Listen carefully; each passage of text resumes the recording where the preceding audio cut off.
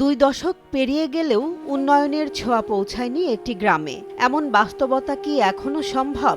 দেশের অনেক অঞ্চলে যেখানে আধুনিক সড়ক যোগাযোগ নিশ্চিত হয়েছে, সেখানে সুনামগঞ্জের দোয়ারা বাজারে এখনো মানুষ হেঁটে চলছেন কাদা আর দুর্ভোগ পেরিয়ে। আমাদের এই রাস্তাটা অত্যন্ত খারাপ। অনেক বছর যাবত আমাদের এই রাস্তাটা প্রতি বছরই আমরা বলি যে এই রাস্তাটা আমরা কইরা দেওয়ার জন্য। সুনামগঞ্জ জেলার দোয়ারাবাজার উপজেলার বাংলাবাজার ইউনিয়নের ৮ নম্বর ওয়ার্ডের রাজাগাঁও থেকে পালকাপন ঘরোয়া পর্যন্ত একটি কাঁচা সড়ক, যা স্থানীয় কয়েকশো পরিবারের একমাত্র চলাচলের পথ। কিন্তু দীর্ঘ প্রায় ২০ বছরেও এই সড়কের কোনো দৃশ্যমান উন্নয়ন হয়নি। আমরা ঘর থেকে বাড়িয়া রাস্তা যাইতে পারি না, খুব কাদা, চলাফেরা খুব কষ্ট।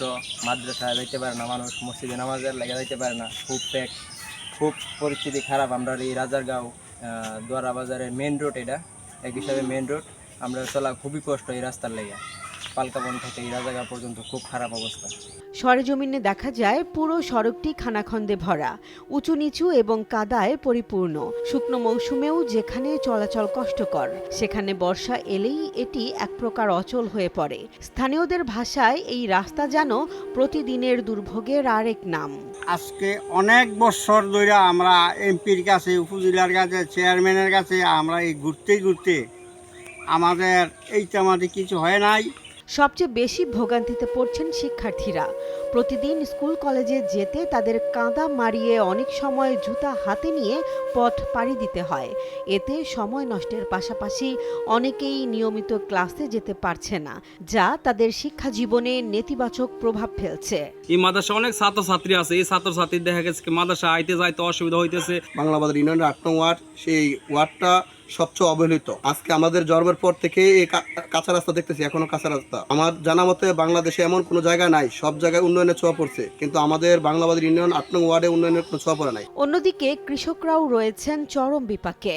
এই অঞ্চলে প্রচুর সবজি ও কৃষি পণ্য উৎপাদিত হলেও যোগাযোগ ব্যবস্থা না থাকায় তারা সহজে বাজারে পৌঁছাতে পারেন না। কোনো যানবাহন চলাচল করতে না পারায় অনেক সময় মাথায় বা কাঁধে করেই পণ্য বহন করতে হয়, ফলে ন্যায্য মূল্য থেকেও বঞ্চিত হচ্ছেন তারা। এই রাস্তাটা আমরা জরুরি দরকার। এই রাস্তাটা আমরা এই এলাকার কাঁচামাল সব বাংলাদেশ নিয়ে বিক্রি করতে হয়। বাংলাদেশ বিক্রি করার উদ্দেশ্য আমরা সিলেট এই মাল যাতায়াত করা হয় বাংলাদেশ নিলে।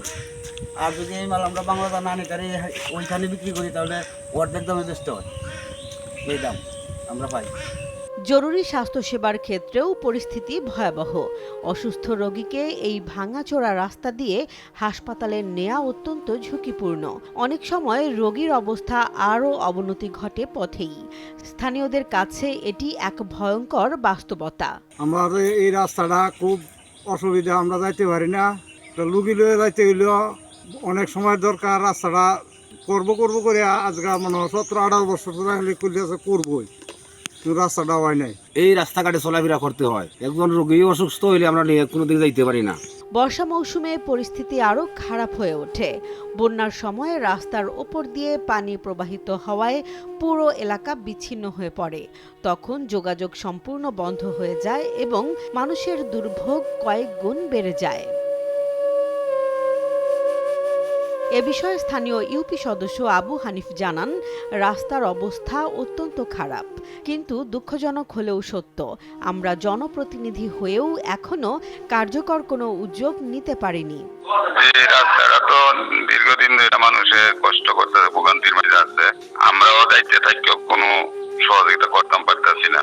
এটা জরুরি জনবহুল রাস্তা। স্থানীয়দের দাবি, দ্রুত এই সড়কটি সংস্কার ও পাকা করা হলে অন্তত 3টি গ্রামের মানুষের জীবন মান উন্নত হবে। শিক্ষা, কৃষি এবং স্বাস্থ্যসেবায় আসবে ইতিবাচক পরিবর্তন। চেয়ারম্যান মেম্বার যারা আছে তাদেরকে সবিনয় অনুরোধ করব যে আমাদের এই রাস্তাটা অতি তাড়াতাড়ি কইরা দেওয়ার জন্য।